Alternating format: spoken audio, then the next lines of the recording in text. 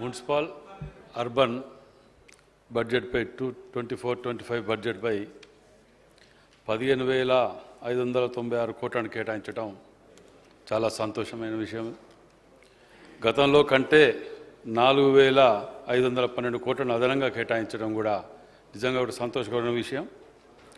మరి గతంలో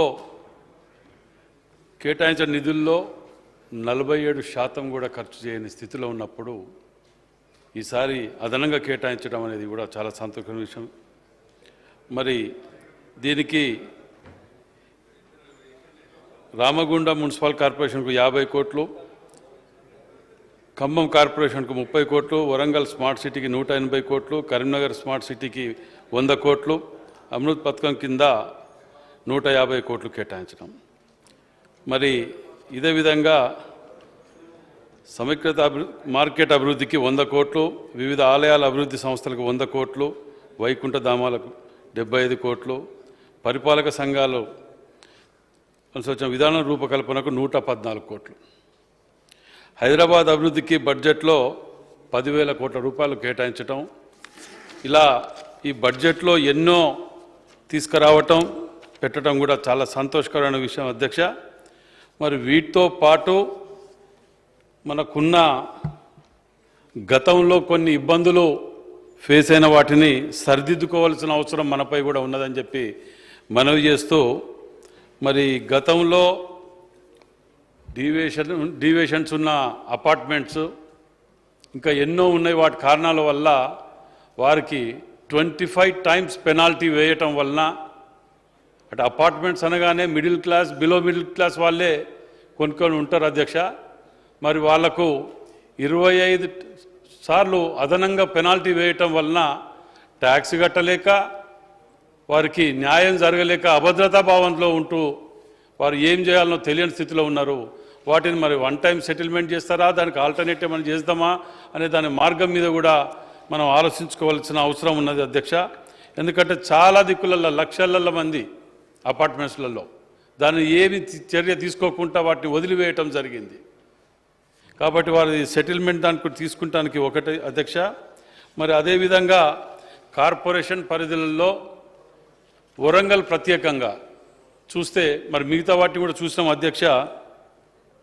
వరంగల్లో చూస్తే జీతాలు ఇవ్వటానికి కానివ్వండి, శానిటేషన్లో బండ్లు ఖరాబ్ అయితే కూడా రిపేర్ చేయించడానికి కూడా డబ్బులు లేవు అనే స్థితిలో ఇలా దాన్ని వదిలివేయటం జరిగింది. ఎందుకంటే గత ప్రభుత్వంలో డబ్బు మొత్తం ఆన్లైన్ అని చెప్పి పేరిట హైదరాబాద్లో జమ చేస్తే వారికి దయాదాక్షిణాలు ఇచ్చినంతనే దాని మీద ఖర్చుతోటి నడిచింది తప్ప ఎక్కడ కూడా ఇది లేకుండా పోవటం వలన లాభసాట్లో ఉన్నటువంటి కార్పొరేషన్ ఇలా నష్టాలకు వెళ్ళిపోయే పరిస్థితికి వచ్చింది అధ్యక్ష.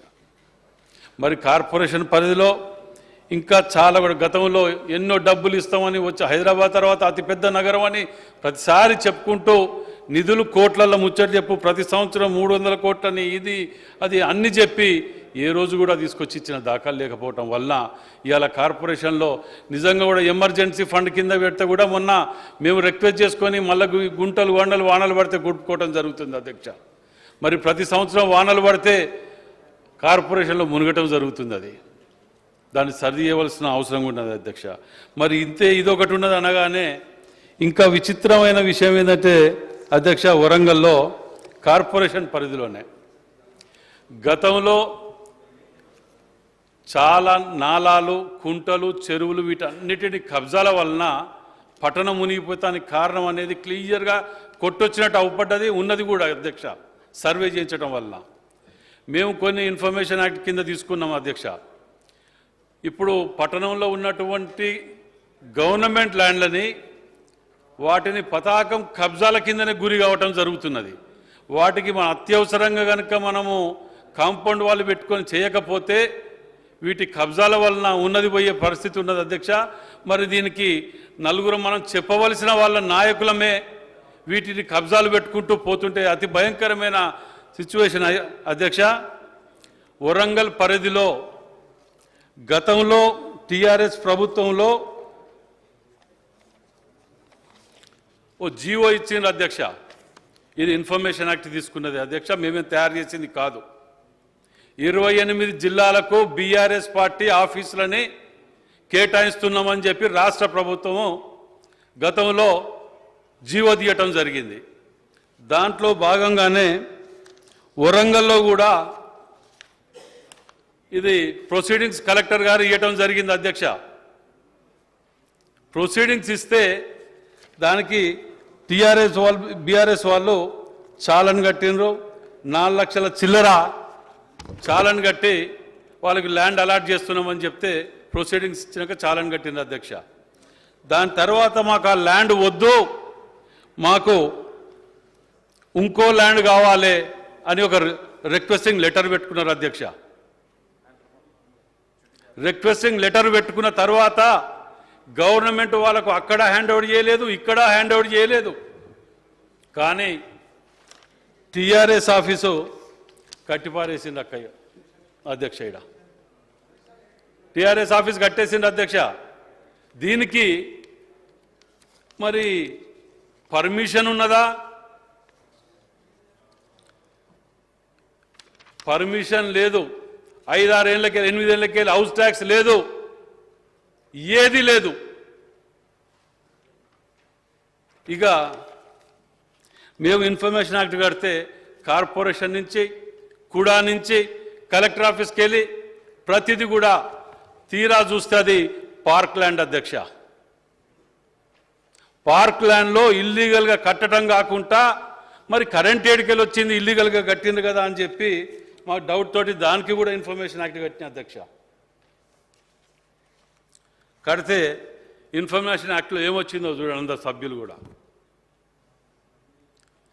Consumer name BRS, father name BRS. ఏం అధ్యక్ష, ఎక్కడికి పోతున్నావు? ఇంతమంది నీతులు చెప్తాను, ముక్కు నేలకు రాస్తామంటారు. మొదటిసారి వచ్చిన ఈ హౌస్కు మేమేదో చూద్దామని వస్తే ముక్కులు రాస్తాం, నక్కులు రాస్తాం, కత్తులు తీస్తామని కూడా మాట్లాడుతున్నారు. ఇది డైరెక్ట్ ఆన్ పేపర్ చెప్తున్న అధ్యక్ష. నాకు ఈ 28 ఆఫీసుల మీద కూడా అనుమానం ఉన్నది. ప్రభుత్వం అక్కడ అసలే మా దగ్గర హనుమకొండలో ఖాళీ ల్యాండ్ అవపడితే గతంలో బీఆర్ఎస్ నాయకులు తట్టలు పారాలు బట్టి జెండాలు బాధిస్తూ కబ్జాలు పెట్టినారు. దాని మీద మొత్తుకొని యాస్ట్ వస్తే ఏకంగా ఆఫీస్ లాంటి దానికి కూడా పార్టీ ఆఫీస్ అధ్యక్ష. ఇది పొద్దుగా అందులో మంత్రులు, కన్సల్ట్ ముఖ్యమంత్రులు అందరూ వచ్చి అలా కూర్చొని ప్రెస్ మీట్లు పెట్టి భోజనాలు తినిపోయిన వాళ్ళు.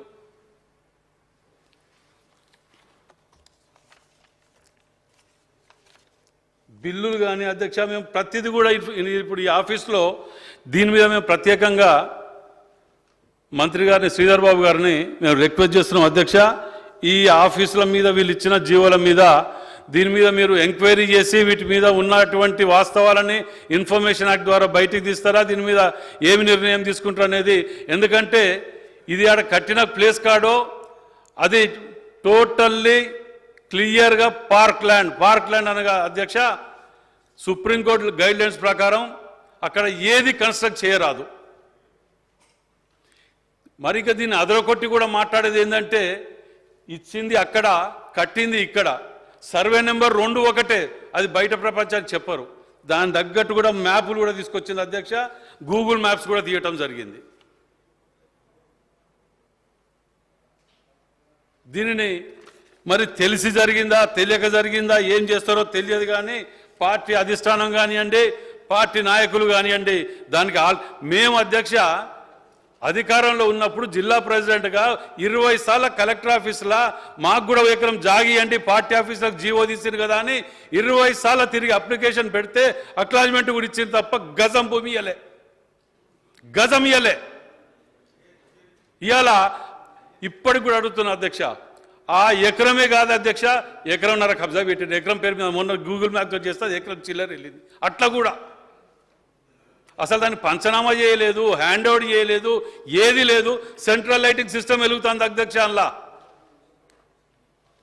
కర్మగాలు ఏంటంటే అక్కడ ఆఫీస్ కట్టినరు, ఆఫీస్ పక్కకే క్యాంప్ ఆఫీస్. నేను కిటికీలకి వెళ్ళి చూస్తే పార్టీ ఆఫీస్ అవపడుతూ ఉంటుంది. నేను బెడ్రూమ్లో వండుకుంటే రోజు వాళ్ళు మీటింగ్ పెట్టుకొని తిట్టేది నేనాలే. జీవితకాలం మేము అలానే ఎమ్మెల్యే ఉంటాం అనుకుంటే ఎట్లా అధ్యక్ష? పొద్దుగాల లేస్తే అక్కడ హనుమకొండలో అయితే ప్రత్యేకంగా వరంగల్ జిల్లాలో కబ్జాలు ఓను ఆఖరికి పార్టీ ఆఫీస్ కూడా ఈ స్థితికి తీసుకొచ్చిందంటే నేను రిక్వెస్ట్ చేస్తున్నా మీ ద్వారా పెద్దలందరికీ కూడా దీని మీద ఆలోచించండి. అది పార్క్ ల్యాండ్ ఆ యొక్క ఏరియా వాళ్ళందరూ వచ్చి కూడా కంప్లైంట్ చేయడం గిట్ట జరిగింది అధ్యక్ష. థ్యాంక్ యూ అధ్యక్ష.